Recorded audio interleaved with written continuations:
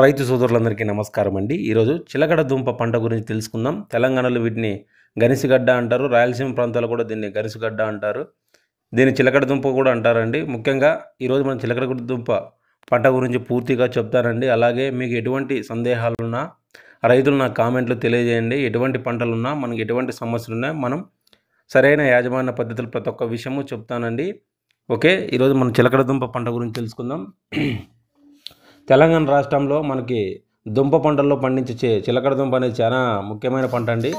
తక్కువ కాలంలో ఎక్కువ ఉత్పత్తినిచ్చే పంట ఏదన్నా ఉందంటే ఈ చిలకడ దుంపే. ఈ దుంపలను మనం కూరగాను చేస్తారు, లేకుంటే పచ్చి కూరగాను అంటే తింటారు. దీనివల్ల మనకు ప్రోటీన్స్ అలాగే మంచి పోషక విలువలు కలిగిన ఆహారంగా ఉపయోగిస్తారు. దీని ఆకులను మనకు పశువుల దానాగా ఉపయోగిస్తారండి. దీన్ని మన పశువుల దానా పెట్టడం వల్ల మనకు పశువులు ఎక్కువగా పాలు ఇచ్చి పాలలో ప్రోటీన్ పెరిగే ఛాన్స్ ఎక్కువగా ఉంటుంది. దీన్ని ఆల్కహాల్ తయారీలో కూడా ఉపయోగిస్తారండి చిలకడ దుంపను, అదే గనిసిగడ్డను. ముఖ్యంగా ఇది కార్తీక మాసం శివరాత్రికి ఎలాగైనా కటింగ్ పడేదేలాగా కోతకు వచ్చేలాగా మనం నాటుకుంటారు. అంటే నవంబర్ డిసెంబర్లో ఇవి విత్తుకుంటారండి. మన కార్తీక మాసం శివరాత్రి పండగప్పుడు వీటిని మనకు చాలా కీలక పాత్ర వహిస్తాయండి. మనకు ఆ టైంలోనే మనకు మార్కెట్లో మంచి రేటు ఉంటుంది. ముఖ్యంగా ఇవి ఒండ్రు నేలలు, నల్లరేగడి నేలలు, ఇసుక నేలల్లో ఇవి ఎన్నిక చేసుకోవాలి పెట్టినప్పుడు. అంటే బంక నేలల్లో దిగుబడి తక్కువ ఉంటుందండి. కావున ఇసుక నేలలో సాగు చేస్తే సన్న దుంపలు ఏర్పడి నాణ్యత కూడా తగ్గుతుంది. అందుకే ఎక్కువ సారవంతమైన నేలల్లో ఆకులు ఎక్కువగా పెరిగి దుంపల దిగుబడి కూడా తగ్గిపోతుంది. అందుకే మధ్యస్థ స్థాయి అంటే నీరు ఎండిన తర్వాత గట్టిపడే బంక నేలలో దీని దిగుబడి తక్కువగా ఉంటుంది. కావున మురుగునీరు పారుదల కలిగిన ఒండ్రు నేలలు, నల్లరేగడి నేలలు, ఇసుక నేలలు అయితే దీనికి బాగా అనుకూలంగా ఉంటుందండి.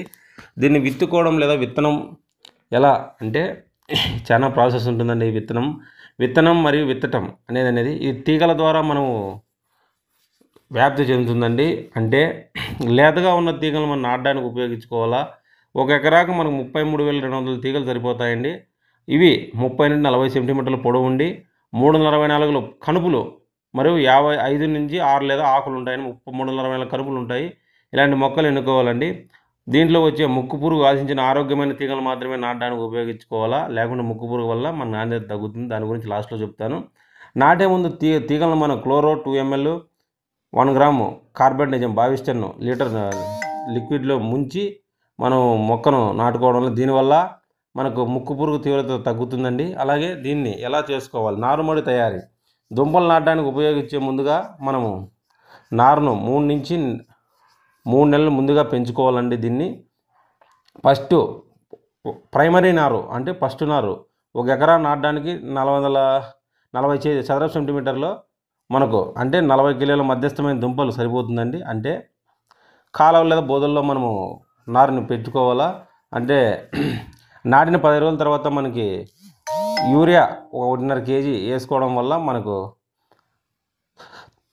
తీగలన్నీ తొందరగా పెరుగుతాయి. దాన్ని మనం 20 నుండి 30 సెంటీమీటర్ల వరకు వచ్చేగల తీగలు చూసుకోవాలి. తర్వాత 45 రోజుల తర్వాత దాన్ని కత్తిరించి మళ్ళీ రెండో నర్సరీకి వేసుకోవాలండి. ఈ తీగల ద్వారా కాబట్టి మనం నాటితే రెండో తీగలలోకి వేసుకోవాలా. రెండో దాంట్లో ఎకరా నాటడానికి ఫస్ట్ నార్మల్ 40 చదరపు సెంటీమీటర్లు, రెండో దాంట్లో స్కేలేకి మార్చుకున్నప్పుడు 200 చదరపు సెంటీమీటర్లు అవసరం అవుతుందండి. అంటే మన బోధల్లో కానీ లేకుంటే నార్మల్లో కానీ త్వరగా పెరగడానికి 5 kg యూరియాని 2 దఫాలుగా వేస్తే 15-30 రోజుల తర్వాత వేయాలండి. 15 కోసం 30 రోజుల తర్వాత తీగలు బాగా నాటుకోవడానికి 10 రోజుల వరకు మార్చి రోజు నీళ్ళు ఇస్తూ ఉండాలండి. ఆ పైరు మనం పెరిగేంత వరకు తీగలు బాగా పాగేంత వరకు రోజు మార్చి ఇస్తాను. 45 రోజులకి నారు తయారైందండి. ప్రతి 4-5 పంటలకు మనకు 4-5 ఇలా నారు పెట్టుకున్న నార్మల్ 4-5 పంటల వరకు మనకు తీగల వ్యాప్తి ద్వారా మన దుంపలను వాడి నారును పెంచుకోవచ్చు. దీనివల్ల మనకి ముక్కు పురుగు తీవ్రత కూడా తగ్గే ఛాన్స్ ఉంటుందండి. దీంట్లో రకాలు సామ్రాట్ అనేది తక్కువ కాలంలో 110 నుంచి 120 రోజులు మరి అధిక దిగుబడి ఇచ్చే రకం అండి. ఎకరాకు 7 నుంచి 8 టన్నులు అవుతాయి దిగుబడి. సంవత్సరం పొడిన దీన్ని సాగు చేసుకోవచ్చు. దీన్ని దుంపలు తెల్లగా ఉండి లోపల గులాబీ రంగులు చాలా కలిగి ఉంటుంది. కిరణ్ ఇది వచ్చి నారింజ రంగు కలిగిన రకం అండి. అధిక దిగుబడి మధ్యస్థ కాల పరిమిత రకం అండి. దీని వచ్చి 120 రోజుల కాలం పంట కాలము.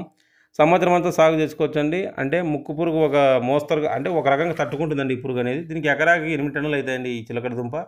అలాగే RNSP. ఇది అధిక దిగుబడి ఇచ్చే రకం అండి. ఇది వచ్చి సంకర జాతి రకం, అంటే 120 రోజుల పంట కాలం, ఎకరాకు 6-8 టన్నులు ఇస్తుంది. సంవత్సరం సాగు చేసుకోవచ్చు. దీని దుంపలపై తెల్లగా ఉండి లోపల కండ క్రీమ్ కలిగి ఉంటుందండి. అలాగే ఇవే కాకుండా శ్రీనంది రకాన్ని కూడా సాగు చేసుకోవచ్చు. వ్యాప్తి ఒక మోస్తరు లేతగా ఉన్న తీగలు నాటడానికి ఉపయోగిస్తారండి. మధ్యస్థ పరిమాణం గల దుంపలను నారు తయారానికి ఉపయోగిస్తారు. 30 నుంచి 40 సెంటీమీటర్ పొడవు ఉండి 5 నుంచి 6 ఆకులు ఉన్న తీగలను నాటాలి. మొక్కకు మధ్య 6 x 20 సెంటీమీటర్లు కలిగి ఉండాలండి. మన తీగలు ఎన్నిక ఎట్లా అంటే, రెండో దశ నారు నుండి తీసుకున్న తీగలను ఎంచుకోవాలా. తీగలు కొమ్మల చివరిలో, అంటే తీగలకు ఎండింగ్ పాయింట్లో మనం తీగలు తీసుకుంటే మంచి నాణ్యత కలిగి ఉంటాయి. ముక్కు పురుగు తీవ్రత కలిగి ఉండి అలాగే రెసిస్టెన్స్ పవర్ ఎక్కువ ఉంటుంది. దుంపలు బాగా రావడానికి అవకాశం ఉంటుందండి. తీగలను 20 నుంచి 30 సెంటీమీటర్ పొడవులతో 3 నుంచి 4 కలుపులు కలిగినవి కోసి నీళ్ళలో 2 రోజుల నుంచి నాటడం వల్ల వేర్లు బాగా వచ్చి మంచిగా బాగా నాటుకొని పోతాయని, కన్నా దీనిలో మంచి దిగుబడి రావడానికి ఆస్కారంగా ఉంటుంది. అలాగే నాటేది ఎట్లా నాటాలా, కొంతమంది బోధులకు పెడతారు, కొంతమంది డ్రిప్ పెడతారంటే బెడ్లు తోలి ఎలా వాళ్ళైనా సరే 60 x 20 సెంటీమీటర్లు నాటుకోవాలా. నీటిపారుదల బోధులు అయితే నీటిపారుదల అవకాశం ఉంటుంది. దీంట్లో అయితే డ్రిప్కి అయితే బెడ్ల మీద అవకాశం ఉంటుంది. కావున తీగలను మనం 60 x 20 సెంటీమీటర్లు ఎడంతో నాటుకోవాలా. అలాగే నాటే సమయం వచ్చి చెప్పానండి, కార్తీక మాసము అలాగే శివరాత్రికి కటింగ్ పడేలా చూసుకోవాలి. ముఖ్యంగా రబీలో అయితే అక్టోబర్ నుంచి నవంబర్ లాస్ట్ వరకు నాటుకుంటారండి. అలాగే ఖరీఫ్లో అయితే జూన్ టు జూలై లోపల నాటుకునేస్తారు. వేసవకాల పంట అయితే ఫిబ్రవరి నుంచి మార్చి వరకు మనకు నాటుకోవచ్చండి. ముఖ్యంగా వీటిలో నీటి యాజమాన్యం అనేది మోస్ట్ ఇంపార్టెంట్. ప్రతి ఒక్క రైతు చూడాలా, వినాలి. వీడియో నచ్చినట్లయితే దయచేసి అడుగుతున్నాను ప్రతి ఒక్క రైతుని, వీడియో నచ్చినట్లయితే ప్లీజ్ లైక్, షేర్, సబ్స్క్రైబ్ అండి. నీటి యాజమాన్యం వచ్చి కాళ్ళ ద్వారా పారించాలా, లేకుండా డ్రిప్కి అయితే డ్రిప్ ద్వారా కూడా కొంతమంది బెడ్లో పెడతారని వాళ్ళిద్దరూ ఒకటే పద్ధతి పాటించి 10 రోజులకు మించి ఒకవేళ వర్షాలు 10 రోజులు మించుకోకుండా పడకోకుండా ఉంటే నీరు తప్పకుండా పారించాలండి. రబీ కాలంలో అయితే మొదటి 4 రోజుల వ్యవధిలో నీరును ఇవ్వాల.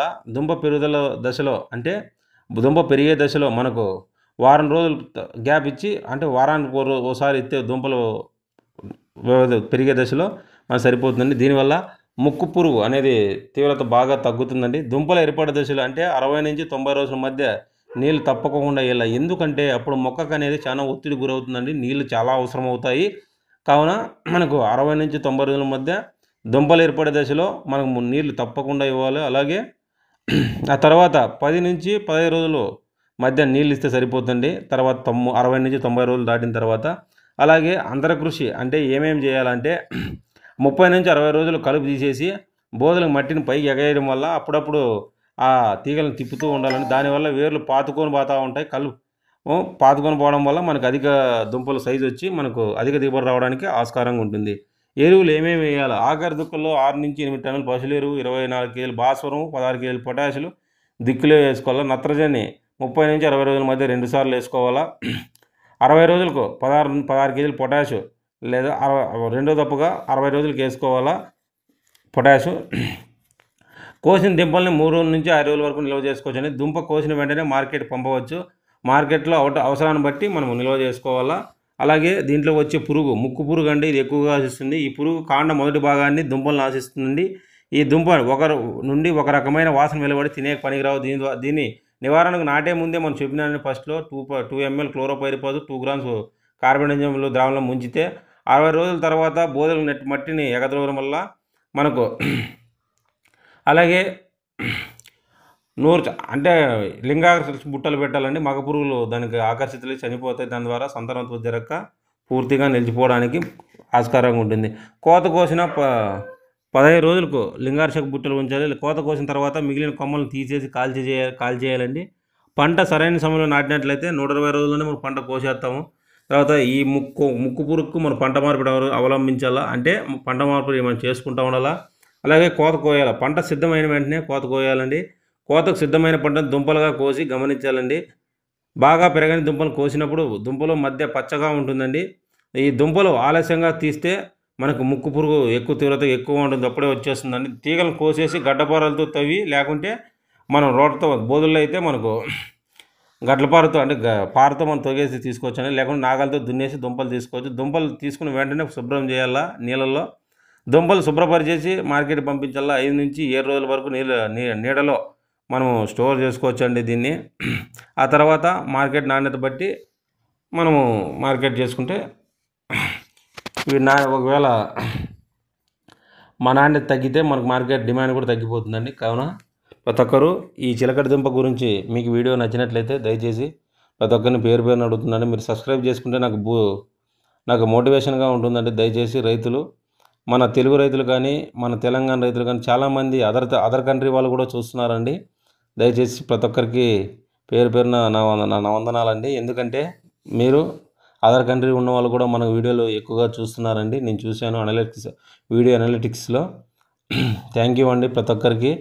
మీరు నా వీడియోలను ప్రతి ఒక్కరు ఆదరిస్తున్నారు. దయచేసి పేరు పేరున అందరికీ కృతజ్ఞతలండి. కావున మీకు వీడియో నచ్చినట్లయితే ప్లీజ్ లైక్, షేర్, సబ్స్క్రైబ్ అండి. చెప్పానండి, మనం ఎప్పుడైనా సరే ఈ చిలకడ దుంప అదే గనిసిగడ్డని మనం కార్తీక మాసము శివరాత్రి కటింగ్ పడేటట్లు మనం చూసుకోవాలా. అంటే 120 రోజులకి మన కటింగ్ వచ్చేస్తుందని దయచేసి ఎటువంటి పద్ధతులు పాటిస్తే మీరు చిలకడ దుంపను మన అనేది ప్రతి ఒక్క విషయము చెప్పాను. అలాగే వీటిలో చెప్పానండి, కొమ్మ పురుగు, అదే ముక్కు పురుగు అంటారు. ఈ ముక్కు పురుగు అనేది మనకు చెప్పాను మెథడ్ ఎట్లా చేసుకోవాలో. లింగాకర్షక బుడ్డలు పెట్టుకోవాలో. మనం ముందుగా తీగలు నాటుకునేటప్పుడు మనము క్లోరోపైరిపాసు, తర్వాత కార్బనిజంలు ముంచుకోవాలా. అలాగే వీటిలో మనకు తెగులండి, ఆకుమచ్చ వస్తుంది, ఆల్టర్నేరియర్ ఆకుమచ్చ వస్తుంది, సెర్కోస్పరం ఆకుమచ్చ వస్తుంది. వీటి నివారణకు మనకు బావిస్టను 1 గ్రామ్ పర్ లీటర్, శాఫ్ 2 గ్రామ్ పర్ లీటర్, క్లోరాంథినిల్ 1 గ్రామ్ పర్ లీటర్ కలిపి స్ప్రే చేసుకుంటే మనం పూర్తిగా ఈ మచ్చలు, ఆకుమచ్చ, ఆల్టర్నేరియర్ సెర్కోస్పర మచ్చ మనకు తగ్గించుకోవడానికి ఆస్కారంగా ఉంటుంది. మనకి ఎకరాకు అప్రాక్సిమేట్లీ ఇప్పుడు ఉండే జనరేషన్లో 12 నుండి 15 టన్నులు మనకు రావడానికి ఆస్కారంగా ఉంటుందండి. కావున వీడియో నచ్చినట్లయితే ప్లీజ్ లైక్, షేర్, సబ్స్క్రైబ్. వివిధ రకాల పంటల గురించి తెలుసుకోవాలంటే కామెంట్ చేయండి. కావున చిలకడ దుంప రైతులకు వీడియో షేర్ చేయండి. Thank you.